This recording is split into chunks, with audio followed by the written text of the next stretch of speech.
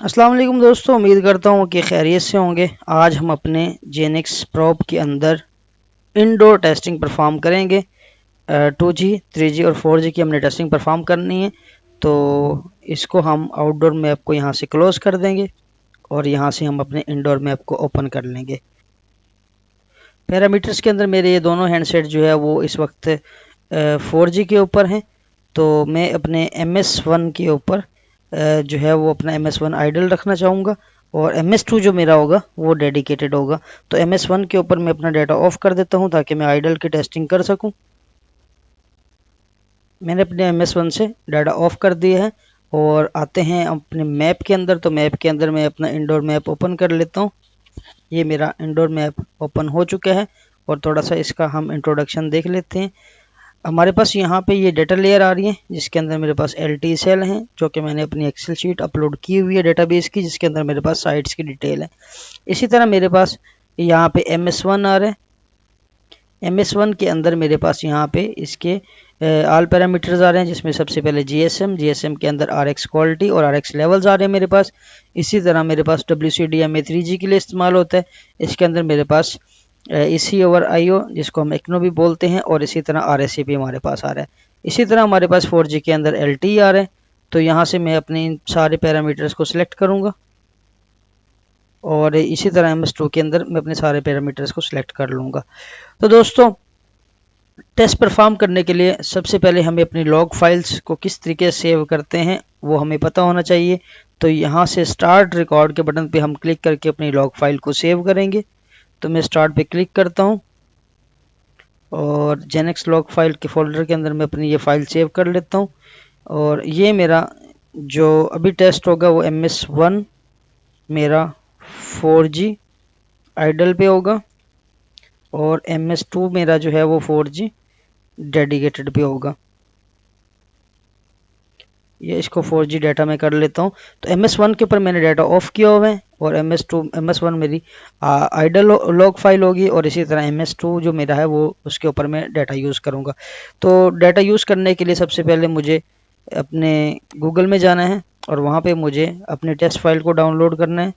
तो मैं इस वेबसाइट पे चला जाता हूँ टेस्ट फाइल डाउनलोड करने के लिए।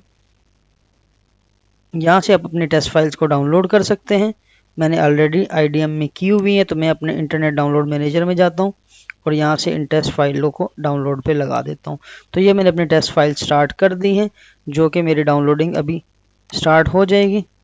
जैसे ही मेरी डाउनलोडिंग स्टार्ट होती है तो उसके फ़ौरन बाद ही मैं अपना टेस्ट फाइल जो है वो स्टार्ट कर दूँगा। अभी तक मेरा टेस्ट फाइल जो है वो स्टार्ट नहीं हुआ, क्योंकि अभी तक जब मैं इसको सेव करूँगा उसके बाद मेरी लॉग फाइल जो है वो स्टार्ट होगी। और आते हैं यहाँ पे मेरे पास एक टूल है नेट पर सेकंड। इसको आप इंटरनेट से डाउनलोड कर सकते हैं, जो कि हमें डाउनलोडिंग की स्पीड भी बताता है कि हमारे पास डाउनलोड स्पीड क्या आ रही है और अपलोड स्पीड क्या आ रही है। इसको आप नेट पर सेकंड की वेबसाइट से आप डाउनलोड कर सकते हैं। इसका मैं आपको लिंक डिस्क्रिप्शन में दे दूँगा। तो दोस्तों, डाउनलोड स्टार्ट हो चुकी है और यहाँ से मैं अपने लॉग फाइल को स्टार्ट करूँगा। लॉग फाइल स्टार्ट करने के बाद मैं यहाँ से अपने लोकेटर को लूँगा। लोकेटर लेने के बाद मैं यहाँ पे अपना एक पॉइंट लगाऊंगा। तो दोस्तों, जैसे ही मैंने पॉइंट लगाया तो मेरे पास ये एक कुछ जो है वो 2 पॉइंट मैंने एक जगह पे लगाए हैं, और तो ये मेरे पास जो आ रहे हैं ये लेवल्स के मेरे पास ग्राफ आ रहे हैं। और ये इस तरीके से जहाँ जिस तरह मैं पॉइंट लगाता जाऊंगा ये इसके साथ साथ ड्रा होते जाएंगे। अगर मैं MS2 के सारे लेवल्स को ऑफ करता हूँ तो ये देखिए मेरे पास जो लाइनें हैं वो इस वक्त जा चुकी हैं।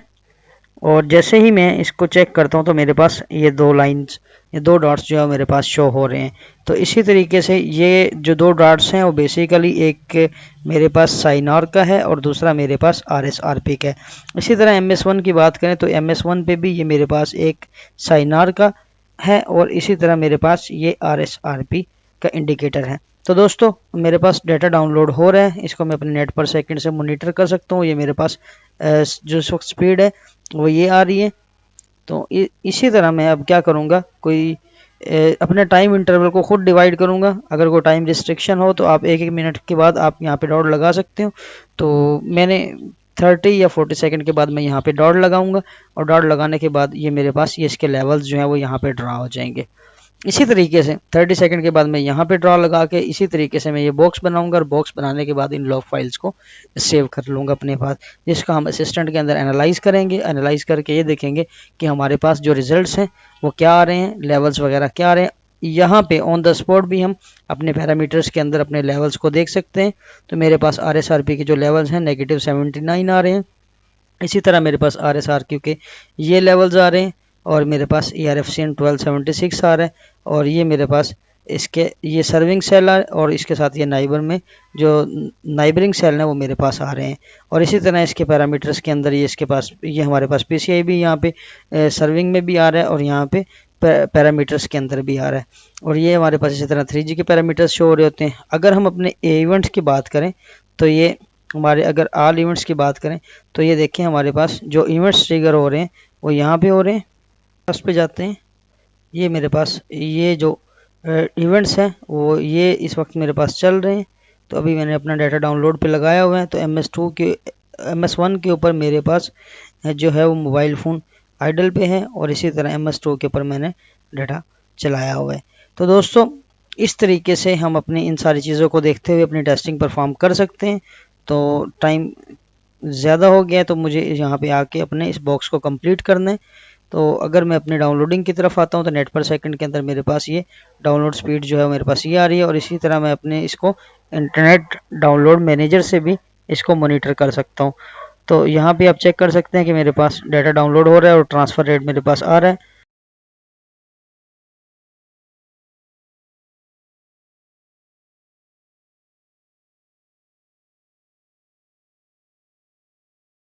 थर्ड डॉट हम इस कॉर्नर पे लगाएंगे और सीक्वेंस से डॉट लगाने से जो हमारे पास बॉक्स है वो ज़रा थोड़ा सा एक वेल डिफाइंड आता है।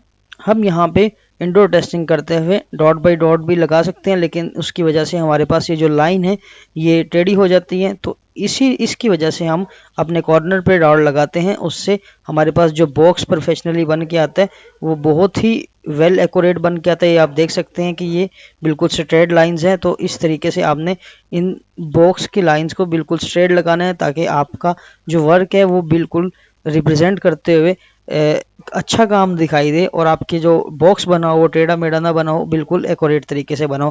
तो दोस्तों हमने इसके ऊपर अपनी टेस्टिंग परफॉर्म कर ली है। इस लॉग फाइल को मैं यहाँ से स्टॉप करूँगा और इस लॉग फाइल्स को हम अपने जेनिक्स असिस्टेंट के अंदर एनालाइज करके देखेंगे कि हमारे पास इसके क्या रिजल्ट आ रहे हैं। और इसके हम थ्रूपुट की जो प्लॉट्स हैं वो भी निकालेंगे, इसी तरह PCI का प्लॉट निकालेंगे और इसी तरह RSRP और साइनार के प्लॉट्स वगैरह को निकालेंगे। तो दोस्तों आज की वीडियो में हमने अपने 4G की इंडोर टेस्टिंग को किस तरीके से परफॉर्म करते हैं वो सीखा है। तो इंशाल्लाह नेक्स्ट वीडियो में हम अपनी 3G की इंडोर टेस्टिंग परफॉर्म करेंगे।